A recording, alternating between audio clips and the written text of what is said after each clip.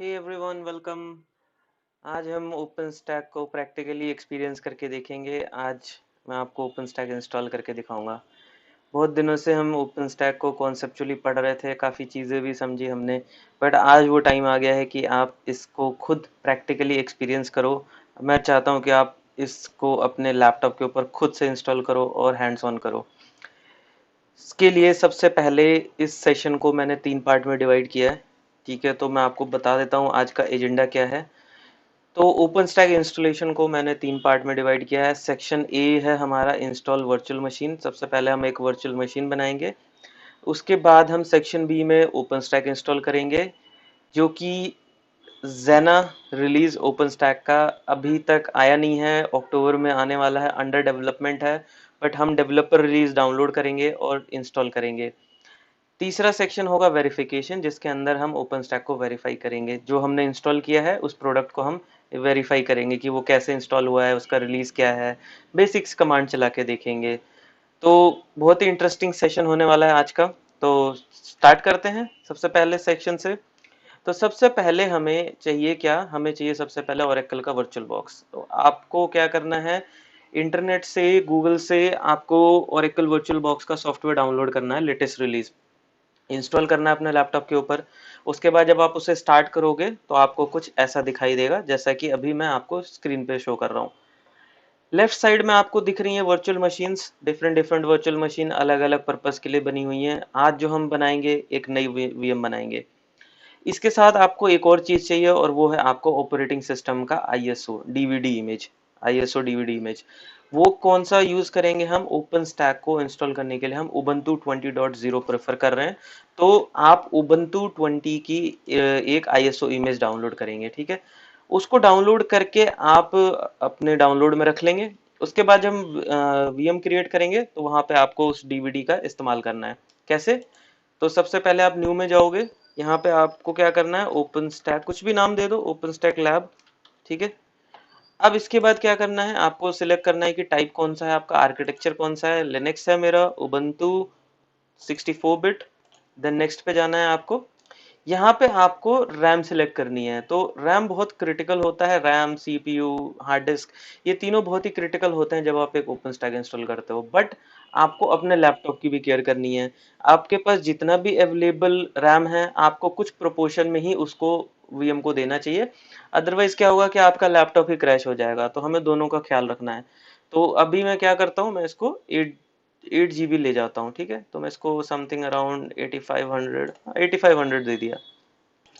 आपको डिसाइड करना है कितना देना है, आप उसको एक बैलेंस बना के दे सकते हो। फिर आपको वर्चुअल हार्ड डिस्क क्रिएट करनी है। यस, बिकॉज एक नया वीएम बन रहा है, नया हार्ड डिस्क है। टाइप कौन सा है, वीडीआई। वीडीआई मैंने क्यों प्रेफर किया है, यहाँ पे मैं वीडीआई प्रेफर कर रहा हूँ। पहले मैंने आपको पहले सेशंस में वीएमडी के बोला था। वीडीआई को प्रेफर करने का सिर्फ और सिर्फ एक रीजन है, VDI open stack Oracle virtual box का एक सपोर्टेड फॉर्मेट है। इसमें क्या होता है कि आप फ्यूचर में इस हार्ड डिस्क को इंक्रीज भी कर सकते हो, हार्ड डिस्क की कैपेसिटी को। मान लो कि आपने 50 GB की वीएम बनाई है और कल को आपको ज्यादा स्पेस चाहिए, तो आप उसको 100 GB भी एक्सपेंड कर सकते हो। तो इसलिए ये पॉसिबल है सिर्फ वीडीआई के अंदर, वीएमडी के और वीएचडी में ये पॉसिबल नहीं है, क्योंकि सपोर्टेड फॉर्मेट नहीं है। तो इसलिए मैं क्या करूंगा, वीडीआई लेता हूँ। अब यहाँ पे आपको साइज लेना है, तो साइज में बोलता हूँ 50 GB। यहाँ आप ऊपर देख सकते हो लोकेशन कहाँ पे मेरा हार्ड डिस्क क्रिएट होगा वीडीआई फॉर्मेट में, ये। तो ये मैंने एक फोल्डर बना हुआ है, ऑटोमेटिकली क्रिएट हो गया वर्चुअल बॉक्स वीएम के फोल्डर के अंदर, सब डायरेक्टरी। और यहाँ पे ये आपकी हार्ड डिस्क होगी। इसका क्या होता है, ये हार्ड डिस्क ही मेन आपका ऑपरेटिंग सिस्टम होल्ड करता है। अब आपने क्या करना है, ये हो गया बेसिक टेम्पलेट क्रिएट हो गया। अब आपको इसको जाके कुछ मैनुअल मॉडिफिकेशंस करना है। मैनुअल मॉडिफिकेशन क्या करना है आपको, यहाँ पे बेस मेमोरी आप देखो, उसके बाद प्रोसेसर, तो यहाँ पे आपको नंबर ऑफ प्रोसेसर बढ़ाने पड़ेंगे। ठीक है, तो अभी मैं फॉर एग्जांपल 3 ले लेता हूँ। ठीक है, मेरे पास 8 है टोटल, बट ये रेड देख रहे हो आप, ये बताता है कि मैं इससे ज्यादा नहीं जा सकता। 4 तक मैं जा सकता हूँ, बट मैं 4 भी नहीं दे रहा। मैं एक ऑप्टिमल बैलेंस लेके चल रहा हूँ। बिकॉज क्या होता है कि ओपन स्टैक चलाने के चक्कर में लैपटॉप क्रैश होने लगते हैं। तो हमें दोनों चीजें संभालनी है। स्टोरेज में आप जाओगे, यहाँ देखोगे तो आपको यहाँ पे एक ऑप्शन आता है कंट्रोलर आईडी में, यहाँ पे आप देखोगे add optical drive, add hard disk. Optical drive मतलब डीवीडी, जैसा हम नॉर्मली लैपटॉप्स और सर्वर्स में करते थे, तो डीवीडी। अब जो आपने डाउनलोड किया था इमेज, आप जहाँ यहाँ पे ऐड करोगे, तो आपको फिर डाउनलोड में जाके वो सिलेक्ट करना पड़ेगा। जैसे मेरे केस में आप देखोगे तो यहाँ पे ये विजिबल है। तो यहाँ पे आप जब ऐड करते हो और तो आप डाउनलोड्स में जाओगे और वहां से आप सिलेक्ट कर लोगे, तो ये आपको ऐसे दिखेगा। चूज किया मैंने इसे, इसका मतलब है कि मेरा जो वीएम है वो इस डीवीडी को रीड करेगा। यहाँ पे आप देख रहे हो ये हार्ड डिस्क है। ये कौन सी हार्ड डिस्क है? ये मेरे वीएम की हार्ड डिस्क है। जो भी ये डीवीडी इंस्टॉल करेगा वो इस हार्ड डिस्क के अंदर इंस्टॉल करेगा। अभी एक ब्लैंक है, आप देखोगे virtual size 50 GB, actual 2 MB है, सिर्फ 2 MB है इसके अंदर, अभी कुछ है ही नहीं। ब्लैंक डीवीडी है, ब्लैंक हार्ड डिस्क है, सॉरी। तो ये क्या करना है, जब आप इंस्टॉल करोगे तो ये ग्रो करेगा। तो जैसे जैसे आपका वीएम का साइज बढ़ता जाएगा, ये साइज जो है वो जाएगा। और ये 50 GB की मेरे पास लिमिट है। ऑडियो कोई चेंजेस नहीं है। नेटवर्क में आप दो नेटवर्क क्रिएट कर सकते हो। एक तो नेटवर्क आप यूज करोगे इंटरनेट चलाने के लिए, जिसे हम नेटिंग बोलते हैं। तो सबसे जो फर्स्ट इंटरफेस है वो मेरा जाएगा नेटिंग के लिए। सेकंड इंटरफेस जाएगा मेरा प्राइवेट कनेक्शन के लिए। तो प्राइवेट कनेक्शन के लिए हमें होस्ट ओनली एडेप्टर सिलेक्ट करना है, और यहाँ पे आप एडेप्टर सिलेक्ट करोगे। तो अगर आप first time Oracle virtual box चला रहे हो तो आपको सिर्फ एक ही ऑप्शन आएगा। मैंने अभी दो क्रिएट किए हैं एक्स्ट्रा, इसलिए मुझे दो और ऑप्शन आ रहे हैं। तो मैं यहाँ पे 2 सिलेक्ट करता हूँ, और यहाँ पे आपने फिर इसको अलाउ ऑल कर दो, और यहाँ पे आप इसको ओके कर दोगे। ठीक है, ये सारी चीजें आपको टच नहीं करनी है, इनकी हमें जरूरत नहीं है, इसलिए हम इसे टच नहीं कर रहे। ओके करोगे आप। अब आपने क्या करना है, अब इसके बाद आप इसे स्टार्ट करोगे। तो स्टार्ट जब आप करते हो, अभी क्या होता है, पावर ऑन हो रहा है ये वर्चुअल मशीन। जब ये वर्चुअल मशीन पावर ऑन होता है तो ये सबसे पहले ही डीवीडी को पढ़ेगा कि ये डीवीडी अटैच है, माउंटेड है। तो अब ये पूछेगा कि क्या आप इस डीवीडी से बूट कराना चाहते हो, मैं बोलता हूँ यस। अब ये क्या करेगा, अब ये सर्वर ऑन हो रहा है। ऑन हो रहा है मतलब सर्वर वर्चुअल मशीन ऑन हो रहा है, जो कि डीवीडी को रीड कर रहा है फर्स्ट टाइम, और उस डीवीडी के अंदर हमारा इमेज है। उस इमेज को ये क्या करेगा, यूज करके हार्ड डिस्क के ऊपर इंस्टॉल करेगा ऑपरेटिंग सिस्टम। तो अभी ये कुछ बेसिक चेक्स करता है अपनी तरफ से, ठीक है।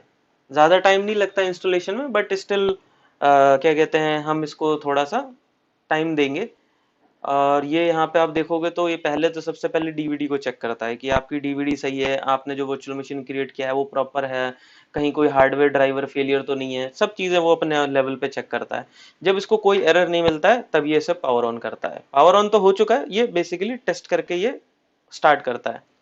अब ये क्या कर रहा है, अब ये जो है बेसिक चीजें पढ़ रहा है डीवीडी से, ठीक है। और ये आपकी वर्चुअल मशीन क्रिएट करने की तरफ बढ़ रहा है, मतलब ऑपरेटिंग सिस्टम इंस्टॉलेशन की तरफ ये स्टेप बढ़ रहा है, ठीक है। तो ये क्या कर रहा है, क्लाउड इनिट एक सर्विस होती है, इसके बारे में मैं बाद में बताऊंगा, बहुत इंटरेस्टिंग सर्विस होती है। जैसा नाम है क्लाउड इनिट, तो क्लाउड इनिशियलाइजेशन, ठीक है। क्लाउड के अंदर ये बहुत ही इंपॉर्टेंट सर्विस होती है, सबसे पहली सर्विस होती है। तो इसके बारे में मैं आराम से बताऊंगा आपको कभी किसी और दिन। अब यहाँ पे आपको लैंग्वेज सिलेक्ट करना है कि कौन सा लैंग्वेज होगा आपके ऑपरेटिंग सिस्टम का, ठीक है, सारी चीजें। तो यहाँ से मैंने इंग्लिश सिलेक्ट किया है। अब यहाँ पे माउस नहीं चलता है, यहाँ पे हमें सिर्फ up and down arrow use करना होता है। तो यहाँ पे आप देखोगे डन। अब यहाँ पे इंटरफेस कॉन्फ़िगरेशन, तो ये सबसे पहला इंटरफेस जो है वो वीएम के अंदर ENP0S3 के नाम से रिकॉग्नाइज हो रहा है, ठीक है। ENP0S3 ये ऑटोमेटिक छोड़ दिया है मैंने DHCP पे, मैं इसको चेंज नहीं कर रहा क्योंकि इसको आईपी ऑटोमेटिकली मिलनी चाहिए। जहाँ पे दूसरा इंटरफेस, इसको मुझे एडिट करके इसको मैनुअली चेंज करना है। मैं इसको IPv4 पे ले जाना चाहता हूँ, और इसको मैनुअल आईपी असाइन करना चाहता हूँ। मैनुअल क्यों करना चाहता हूँ, बिकॉज मैं चाहता हूँ कि ये वही आईपी ले जो आईपी मैं इसे देना चाहता हूँ। तो यहाँ पे आप देखोगे मैं लिखूंगा ये सबनेट होता है 192.168.50.10, ये मेरा सबनेट है, ठीक है, /24, ये इसका सबनेट मास्क है। इसके बाद मुझे एड्रेस देना है, तो मैंने दिया 192.168.50.10, ये मेरी आईपी हो जाएगी। सॉरी, ये गलती की है मैंने, यहाँ पे जो मैंने 10 लिखा है ये एक्चुअली 0 हुआ। ये मेरा सबनेट है, ठीक है। यहाँ से शुरू होता है मेरा नेटवर्क, और एक लास्ट रेंज में जाके खत्म हो जाता है। गेटवे आईपी मुझे देनी है, तो गेटवे आईपी होगी मेरी 192.168.50.254। फिर 254 को मैंने गेटवे सेलेक्ट किया है। नेम सर्वर डीएनएस रेजोल्यूशन के लिए, जो हमें एड्रेस का आईपी बताएगा। अगर हम कोई यूआरएल डालेंगे तो वो उसकी आईपी बताएगा, ठीक है। इसके बाद क्या करना है, इसको डन करना है। पूछ रहा है कोई प्रॉक्सी वगैरह, तो यहाँ कोई प्रॉक्सी नहीं है, डायरेक्ट कनेक्शन है इंटरनेट का। ये इसका अपना मिरर ओरिजिनल जहाँ ये रेपोजिटरी को कनेक्ट करता है। अब ये पूछ रहा है कि ये हार्ड डिस्क का क्या करना है, पूरी की पूरी हार्ड डिस्क को यूज करना है। मैं बोलूंगा यस, पूरी की पूरी हार्ड डिस्क को यूज करना है। एंड देन ये पूछता है, डन जब आप करोगे तो ये बताएगा कि देखो हम इस तरीके से आपकी हार्ड डिस्क को अलोकेट करेंगे। बूट को हम देंगे 24.49, ठीक है। इसके बाद ये उबंटू हाइफन वीजी बनेगा आपका, वॉल्यूम ग्रुप 48.99 का। मेरी हार्ड डिस्क की टोटल कैपेसिटी कितनी है, 50 GB।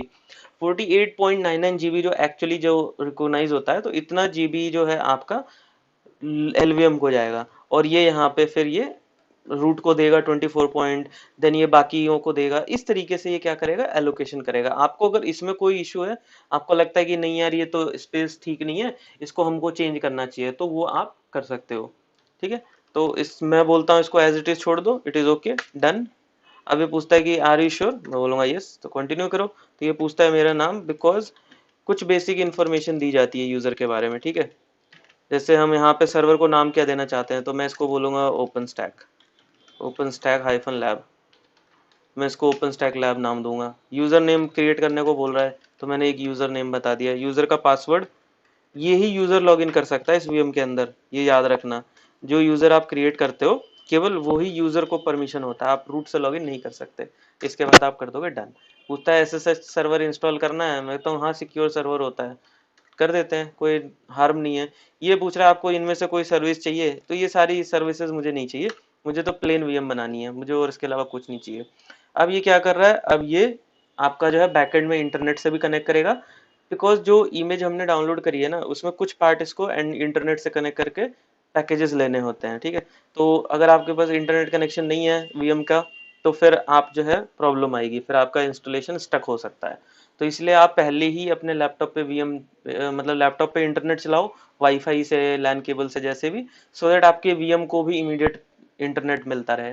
तो अभी ये 5-10 मिनट लेगा इंस्टॉलेशन करने में। ठीक है, तो जब तक ये इंस्टॉलेशन होता है मैं आपको कुछ बातें बता देता हूँ, मतलब इंफॉर्मेटिव चीज़ें। तो जैसा मैंने आपको बताया कि इस सेक्शन के अंदर हम क्या कर रहे थे, हमने डाउनलोड ओरेकल वर्चुअल बॉक्स कर चुके थे, डाउनलोड उबंटू भी मैं पहले कर चुका था, मैंने आपको वीएम बना के दिखाया। उसके बाद हम इंस्टॉल कर रहे हैं उबंटू। उबंटू ऑपरेटिंग सिस्टम जब ये इसके अंदर इंस्टॉल हो जाएगा, तो हम नेक्स्ट सेक्शन की तरफ मूव करेंगे। हम इसके अंदर इसमें जो है क्या करेंगे, क्रिएट यूजर, सॉरी तो ये यूज नहीं यूजर है, तो यूजर बनाएंगे। फिर उसके बाद बोल रहा है डाउनलोड करोगे ओपन स्टैक की जेना रेपोजिटरी गिटहब से, फिर इसके बाद एक फाइल क्रिएट करेंगे कॉन्फ़िगरेशन के लिए लोकल कॉन्फ, और फिर हम इंस्टॉलेशन ट्रिगर करेंगे। देन जब इंस्टॉलेशन होगा 25-30 मिनट लेता है वो भी, उसके बाद फिर हम GUI में लॉगिन करेंगे और हम ये सारी चीज़ें वेरीफाई करेंगे। ठीक है, ये तो हमारा हो गया। अब मैं आपको बताता हूँ इंस्टॉलेशन मेथड। ओपन स्टैक को इंस्टॉल करने के बहुत सारे तरीके होते हैं। ठीक है, अब हम बिकॉज अपने लैपटॉप के ऊपर इंस्टॉल कर रहे हैं, तो लैपटॉप और एक प्रोडक्शन जो सिस्टम होता है, कस्टमर का जो इसे कॉमर्शियल बोला जाता है, कस्टमर का सिस्टम और हमारे लैपटॉप में बहुत डिफरेंस होता है। बट बिकॉज हमें अपने लैपटॉप के ऊपर कुछ ना कुछ हमें भी पढ़ना लिखना है, सीखना है, हमें भी ओपन स्टैक चलाना है, और डेवलपर्स जो होते हैं जनरली जरूरी नहीं कि उनको फुल वैसा ही एनवायरनमेंट मिले जैसा कस्टमर के पास होता है। बट अल्टीमेट ऑब्जेक्टिव क्या होता है, अगर आप एक डेवलपर हो, ठीक है, आपको क्लाउड के ऊपर कुछ सर्विसेज बनानी है, तो आपको एनवायरनमेंट चाहिए, इंफ्रास्ट्रक्चर। तो इस तरीके से आप अपना एक डेवलपर ओपन स्टैक बना सकते हो, इसीलिए इसको डेव स्टैक बोला जाता है, डेवलपर स्टैक। ये बेसिकली डेवलपर्स के लिए बनाया गया है, ताकि डेवलपर इसको अपने लैपटॉप पे इंस्टॉल कर सकें। इवन आप इसको फिजिकल सर्वर पे भी इंस्टॉल कर सकते हो, ऐसी कोई लिमिटेशन नहीं है कि आप फिजिकल सर्वर पे नहीं कर सकते। आप इसको फिजिकल सर्वर पे भी कर सकते हो, और आपको एक प्योर ओपन स्टैक मिल जाता है, और उस ओपन स्टैक के ऊपर आप अपना जो भी काम करना चाहते हो आप कर सकते हो। ठीक है, तो ये जो मेथड है इंस्टॉलेशन का, मल्टीपल मेथड होते हैं। लर्निंग पर्पस के लिए जो ओपन स्टैक इंस्टॉल किया जाता है वो होता है डेव स्टैक, और जो कॉमर्शियल यूज के लिए इस्तेमाल किया जाता है वो होता है आपका via triple O. Triple O एक मेथड होता है जिससे आप प्रोडक्शन डिप्लॉय करते हो। ये मैं आपको नेक्स्ट क्लास में बताऊंगा, जब हम नेक्स्ट वीक मिलेंगे तब मैं आपको ये इसके बारे में बताऊंगा। अभी के लिए हम जो मेथड यूज कर रहे हैं इंस्टॉलेशन का वो होता है dev stack. Dev stack method बहुत ही सिंपल मेथड होता है, जिसमें मिनिमम एफर्ट रिक्वायर्ड होता है। आपको सिर्फ कुछ सेट ऑफ कमांड चलानी होती है और आपका ओपन स्टैक तैयार हो जाता है। तो यहाँ पे आपको क्या करना है, सबसे पहले आपको ओपन स्टैक की साइट पे जाना है, docs.openstack.org, इनकी ऑफिशियल साइट पे। यहाँ पे आप डेव स्टैक पे जाओगे, डेव स्टैक के अंदर आपको यहाँ पे इसका डेव स्टैक प्रोजेक्ट दिखेगा। डेव स्टैक प्रोजेक्ट जो है वो आपको डेव स्टैक से रिलेटेड सारी इन्फॉर्मेशन देगा। डेवस्टेक क्या होता है, डेवस्टेक कैसे इंस्टॉल करते हैं, डेवस्टेक कैसे चलाते हैं, कैसा डिफरेंस क्या है, जो कस्टमर का ओपन स्टैक होता है और डेवस्टेक में क्या डिफरेंस होता है। ऑब्वियसली सम डिफरेंस तो होगा ही, बिकॉज आप एक कॉमर्शियल सेटअप जहाँ पे बहुत सारे सर्वर्स होते हैं, वहां पे आप एक ओपन स्टैक प्लेटफॉर्म बना रहे हो, और एक आप लैपटॉप के ऊपर वीएम के ऊपर मतलब एक ओपन स्टैक बना रहे हो, तो ऑब्वियसली डिफरेंट प्लेटफॉर्म प्लेटफॉर्म का डिफरेंस है। तो उस हिसाब से कुछ आर्किटेक्चर का भी थोड़ा बहुत डिफरेंस होता है। तो डिफरेंस क्या होता है वो भी हम देखेंगे। तो स्टार्ट करने के लिए क्या करना होता है, जैसा मैंने आपको बताया था, ये सेम स्टेप इन्होंने भी लिखा हुआ है, यही चीज मैं आपको वहां भी यहाँ भी करके दिखा रहा हूँ। इन्होंने बोला कि आपको सबसे पहले एक लाइनेक्स इंस्टॉल करना है, वीएम बनानी है, ठीक है। तो वीएम बनाने के लिए इन्होंने बोला कि आप फेडोरा ले सकते हो, सेंटोस रेल ले सकते हो, और ओपन सूजे ले सकते हो, और उबंटू तो इनका फेवरेट है, ठीक है, उबंटू तो सबसे पहले आते हैं। Ubuntu 20.04 Focal Fossa is the most tested and will probably go the smoothest। मतलब ये कि इन सब में से सबसे जो स्मूथ इंस्टॉलेशन होती है वो होती है उबंटू की। इन्होंने बहुत ज़्यादा टाइम टेस्ट किया हुआ है, इंस्टॉलेशन को n number of times certify किया हुआ है। तो उबंटू में बिना किसी मेजर इशू के आपका इंस्टॉलेशन हो जाता है। बाकी रिलीजेस में भी होता है, बट थोड़े बहुत इश्यूज आते हैं जो आपको ट्रबल शूट करने पड़ते हैं उसी टाइम पे, ऑन द रन टाइम। अब क्या स्टेप्स क्या होते हैं, आपकी अगर वीएम बन चुकी है, सब कुछ आईपी वाईपी इंटरनेट वगैरह सारी चीजें हैं, तो आपको ये स्टेप्स फॉलो करने होते हैं। ये स्टेप्स मैं आपको करके दिखाऊंगा, बट ये स्टेप पे अभी हम नहीं जाएंगे क्योंकि अभी ये थोड़ा आगे का स्टेप है। अभी हम यहाँ देखते हैं, तो यहाँ पे जब मैं वापस आता हूँ तो आप देखोगे ये क्या कर रहा है, ये अभी इंस्टॉल कर रहा है, मतलब ये कि ये वर्चुअल मशीन बना रहा है। तो थोड़ा सा टाइम टेकिंग प्रोसेस होता है। आप मान लो फर्स्ट टाइम कर रहे हो तो आपको 15-20 मिनट लग जाते हैं। आई रिकमेंड आप क्या करो, जब आपका ये वर्चुअल मशीन बन जाए तो इसके बनने के बाद आप इमीडिएटली ओपन स्टैक इंस्टॉल मत करो। क्यों? आपने मान लो फॉर एग्जांपल इंस्टॉलेशन ट्रिगर किया और आपको कुछ प्रॉब्लम आ गया, और अभी आप डिसाइड करते हो कि यार मेरे को फ्रेश इंस्टॉलेशन दोबारा से करनी है, तो आपको फिर इसी प्रोसेस से दोबारा गुजरना पड़ेगा। आपको 20-30 मिनट्स स्पेंड करने पड़ेंगे एक वीएम को बनाने में, जो कि एक यूजलेस प्रोसेस है। यूजलेस है, टाइम टेकिंग है, कोई फायदा नहीं है यार हर चीज को रिपीट करो रिपीट करो। तो इसका तरीका क्या होता है, आप जैसे ही आपकी बेस वीएम बन जाती है, एक बेस लेवल पे आ जाती है, आप इसको क्लोन बना लो। क्लोन बना के क्या होगा, इसकी एक कॉपी बन जाएगी। उस कॉपी को आप बोल दो बेस वीएम, उस बेस वीएम को आप टच मत करना, इस कॉपी को आप कंटिन्यू करना, इस पे आप इंस्टॉलेशन करो। अगर आपका इंस्टॉलेशन फंस जाता है, आपको लगता है कि ठीक है यार मेरा हो गया काम, अभी मेरे को फिर से दोबारा से प्रैक्टिस करनी है, तो इस वाले स्टेप को अवॉइड करने की बजाय आप सीधा बेस वीएम पे, क्लोन पे जाओगे। जो क्लोन वीएम है बेस वीएम, उससे आप एक नई कॉपी बनाओ और उस कॉपी में फिर आपको जो करना है करो। तो इससे आपका जो इंस्टॉलेशन वाला टाइम है ना, ये बच जाता है। स्पेशली मुझे आज का सेशन देने के लिए पहले मैंने प्लान इसी वे में किया था कि मैं आपको डायरेक्टली ओपन स्टैक इंस्टॉलेशन से शुरू करूं, लेकिन आई नो कि इंस्टॉलेशन में वीएम बनाना भी तो बेस लेवल है। अगर आपके पास वीएम नहीं होगी तो आप इंस्टॉल कैसे करोगे? तो बहुत सारे लोग जो है वो फंस सकते हैं कि यार हम तो अभी वीएम ही नहीं बना पा रहे, तो हम ओपन स्टैक कैसे इंस्टॉल करेंगे? तो इसलिए ये स्टेप आप कर लो। इस स्टेप को करके आपने क्या करना है, इसको करके और आप अपना आगे बढ़ जाओ, ठीक है। और नेक्स्ट टाइम आपको ये अब स्टेप दोबारा से ना करना पड़े, इसके लिए ही हम इसको क्लोन करेंगे। तो आप देखोगे ऊपर मैसेज आया हुआ इंस्टॉल कंप्लीट, नीचे आ रहा है व्यू फुल लॉग, और इधर आ रहा है रीबूट। तो अभी ये बोल रहा है मुझे रीबूट, तो आप क्या कर सकते हो, आप रीबूट कर सकते हो। तो इंस्टॉल होने के बाद सबसे पहले रीबूट की जाती है मशीन। क्यों? आपका जो इंस्टॉलेशन था वो डीवीडी से हुआ था, अब वो डीवीडी हटानी है।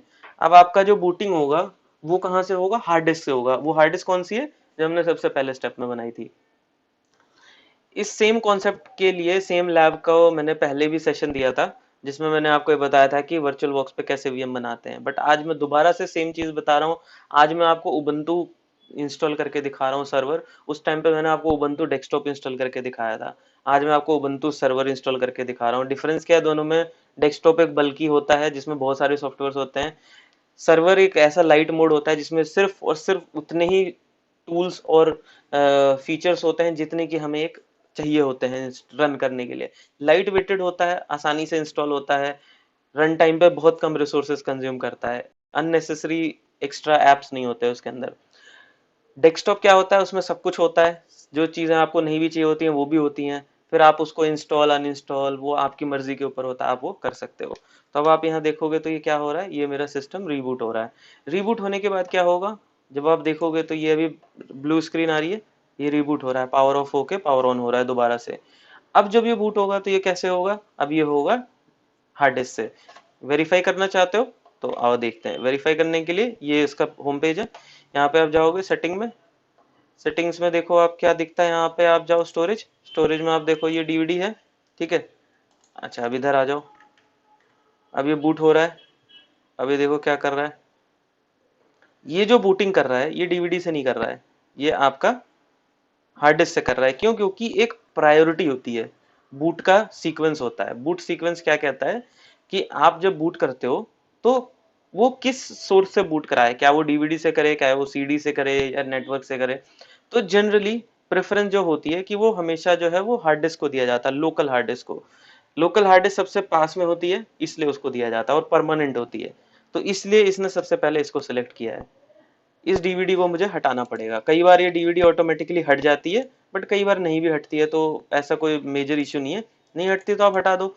क्यों हटाना जरूरी है कि क्या होता है ना, कई बार आप मान लो इसको सीक्वेंस मान लो अगर गड़बड़ हो गई, ठीक है, ये सीक्वेंस अगर फॉर एग्जांपल ब्रेक हो गया और ये डीवीडी पे चला गया, तो ये वापस इंस्टॉलेशन शुरू कर देगा, तो आपको फिर वो कैंसिल करना पड़ेगा। तो इसलिए डीवीडी को हटा देना चाहिए। तो मैं इसको पावर ऑफ कर देता हूँ। पावर ऑफ कर दिया तो अभी क्या है ना, वो रन टाइम पे हटाने नहीं देता है। यहाँ पे आप जाओगे, स्टोरेज में गए, अब आपको ये डिलीट का ऑप्शन देगा, रिमूव किया, ओके, अब ये मेरा डीवीडी हट गया। अब एक चीज मैं और करूंगा साथ में, पोर्ट फॉरवर्डिंग। पोर्ट फॉरवर्डिंग बड़ा इंटरेस्टिंग चीज होता है। पोर्ट फॉरवर्डिंग क्या करता है कि जनरली आपने आईपी बना दी है वीएम की, एक प्राइवेट आईपी, और आप उस आईपी से लॉगिन करते हो, बट कई बार हम ऑफिस का काम करने के लिए वीपीएन लॉगिन करते हैं और वीपीएन के ऊपर प्राइवेट आईपी गायब हो जाती हैं। मतलब ये कि आप इस वीएम को प्राइवेट आईपी से एक्सेस नहीं कर सकते हो अगर आप वीपीएन पे हो तो फिर तो प्रॉब्लम होगी। अगर ऑफिस का वीपीएन लगा हुआ है तो आप तो वीएम एक्सेस नहीं कर पाओगे, तो उसके लिए हम पोर्ट फॉरवर्डिंग करते हैं। पोर्ट फॉरवर्डिंग क्या कहता है कि ये जो नेट वाला पोर्ट है इसके ऊपर पोर्ट फॉरवर्डिंग, यहाँ पे आप फॉरवर्ड करते हो। तो यहाँ मैं कहता हूँ कि जो मेरा होस्ट मतलब मेरा लैपटॉप विंडो, ठीक है, तो इसकी आईपी होती है 127.0.0.1, ये होती है मेरी local IP, loop back IP.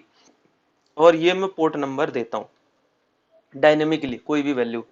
और यहाँ मैं लिखता हूँ गेस्ट की आईपी, गेस्ट की मैं आईपी नहीं स्पेसिफाई कर रहा, और गेस्ट का पोर्ट, तो गेस्ट का पोर्ट 22। तो गेस्ट जो है वीएम, वीएम का पोर्ट 22 मुझे अपने लोकल लैपटॉप के उस पे 3333 पे दिख जाएगा, फॉरवर्ड हो जाएगा। तो ये फॉरवर्डिंग कॉन्सेप्ट होता है, बड़ा इंटरेस्टिंग होता है। एक और बनाऊंगा मैं, क्योंकि मुझे गुई भी खोलनी होगी बाद में सर्वर की, तो गुई खोलने के लिए भी गुई का पोर्ट चाहिए होता है। ये इंटरेस्टिंग तरीका है। बाकी आप डायरेक्ट आईपी से भी कर सकते हो, बट प्रोवाइडेड कि आप वीपीएन ना चला रहे हो। अगर वीपीएन चला रहे हो तो फिर प्रॉब्लम में फंस जाओगे। तो यहाँ पे, यहाँ मैं लिख देता हूँ वन। देखो ये मैंने ना पहले से, क्योंकि लैब तो मैंने कई बार प्रैक्टिस की हुई है ना, तो यहाँ पे मैंने पहले से बना रखा है। तो मैं क्या करूँगा, मैं वही यूज़ करूँगा पोर्ट नंबर जो मैंने लैब में बना रखा है। कौन सा वाला मैंने, जैसे 120, ये देखोगे आप 3331, तो सेम नंबर लिखता हूँ, इजी रहेगा, 3331। और ये जो ऊपर वाला है ये मैंने अपने पुट्टी में ऑलरेडी सेटिंग कर रखी है। और ये गुई कहाँ खुलेगी, 80 पे। तो वीएम की 80 जो है पोर्ट नंबर, वो मेरे 3331 पे आ जाएगा। तो ये हो गया। तो ये होता है पोर्ट फॉरवर्डिंग। सर्वर स्टार्ट कर दिया, रन टाइम पे भी होता है, तो इसके लिए पावर ऑफ करने की जरूरत नहीं है। ये तो जस्ट मैंने सोचा कि यार चलो शुरू कर रहे हैं तो आपको दिखा देते हैं। तो वीएम हमारी क्रिएट हो गई है, ठीक है। अब हम वीएम पे लॉगिन करेंगे। वीएम पे लॉगिन करके कुछ बेसिक चीजें करेंगे जो जरूरी होता है। क्या, इसको इंटरनेट से कनेक्ट कराएंगे। इंटरनेट से कनेक्शन बहुत इंपॉर्टेंट है।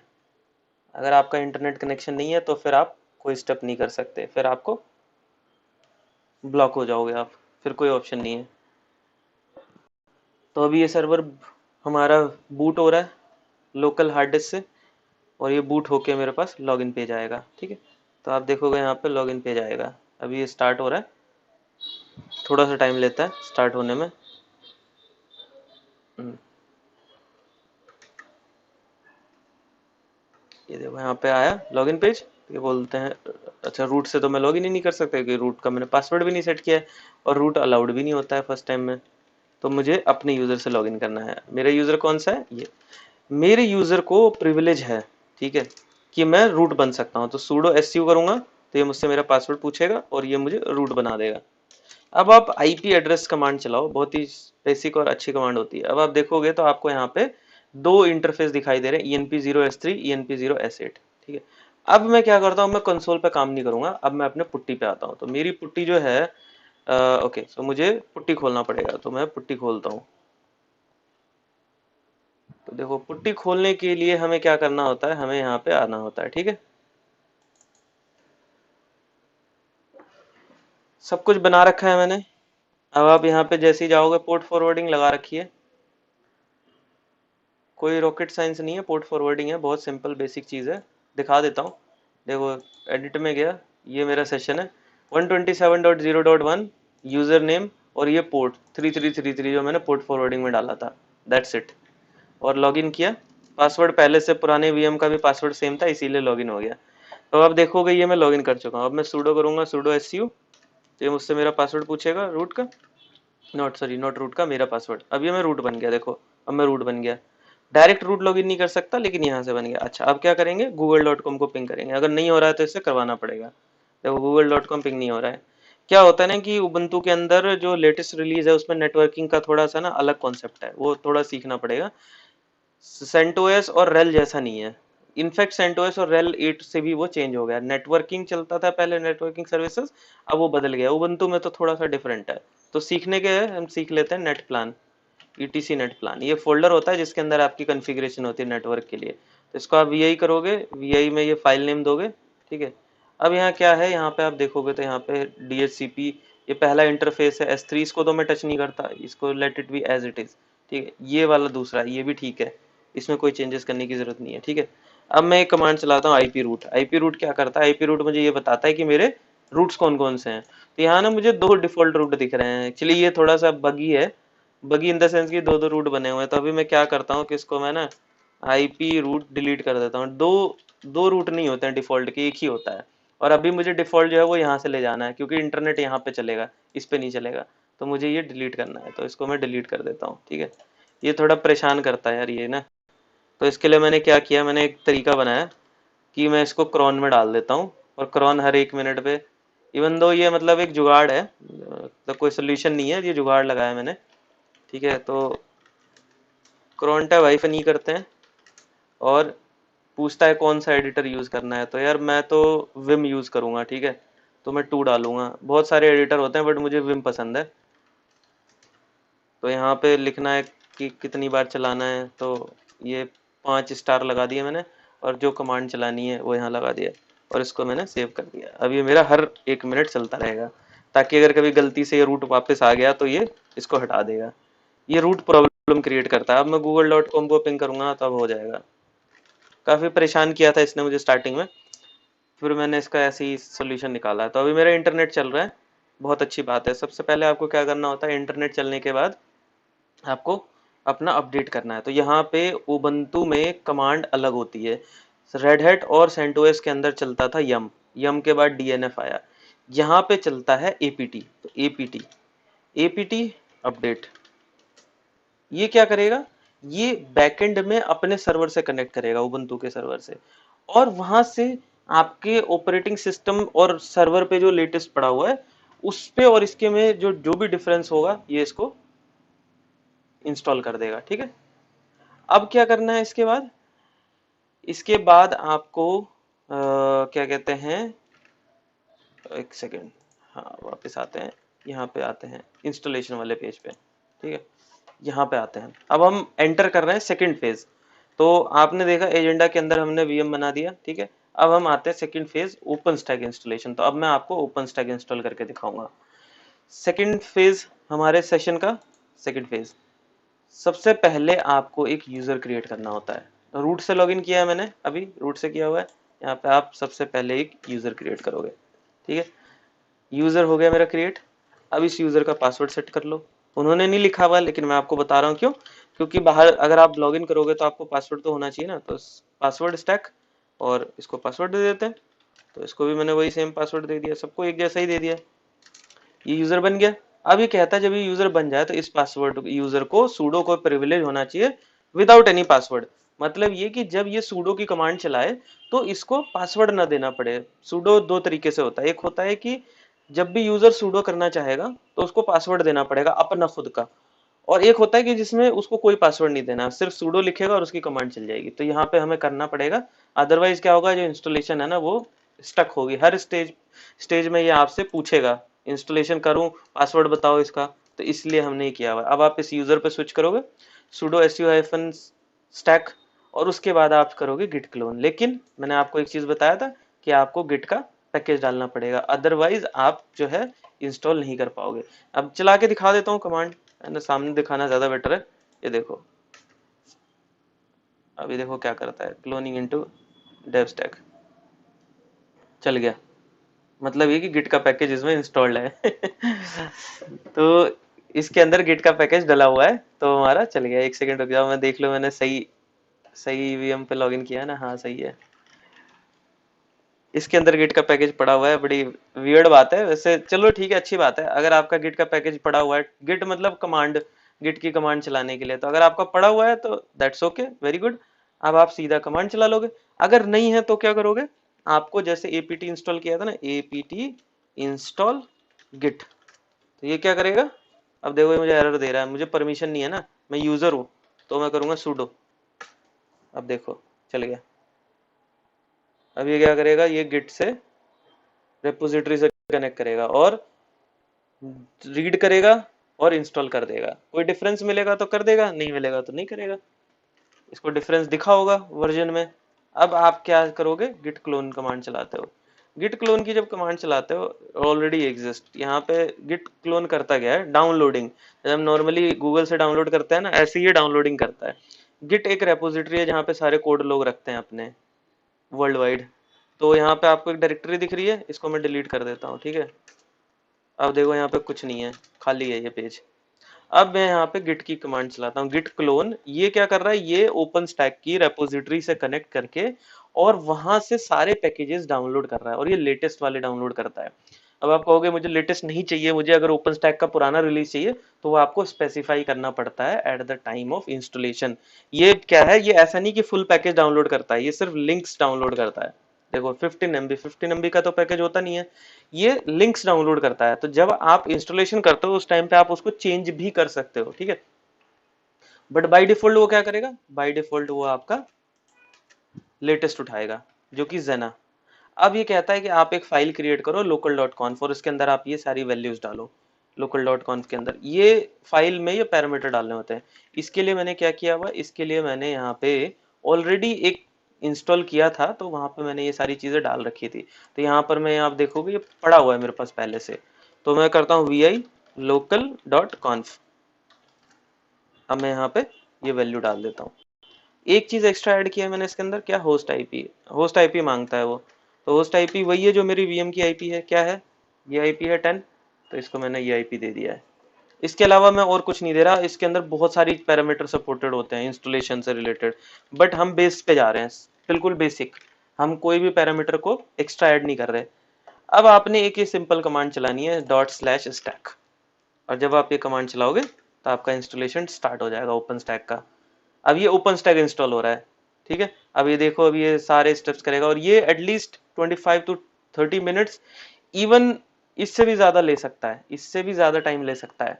तो अभी मैं क्या करता हूँ, अभी मैं सेशन को पॉज कर देता हूँ, बिकॉज ये बहुत लंबा हो जाएगा और फिर आप लोगों के लिए सेशन थोड़ा सा बोरिंग हो जाएगा।